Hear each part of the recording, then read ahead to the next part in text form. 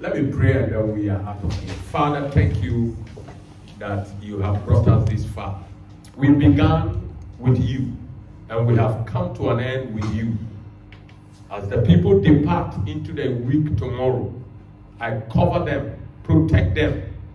I release your favor, your blessings. I bless them for their offerings and tithe they gave. Their support that they brought.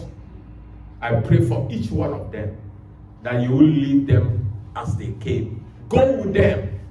Protect them throughout the week till we meet again on Saturday and Sunday again. But I pray for those who will make time to come during the week for discipleship. As many that want to come, Lord, bring them so that they can be prepared to become the ambassadors of the kingdom.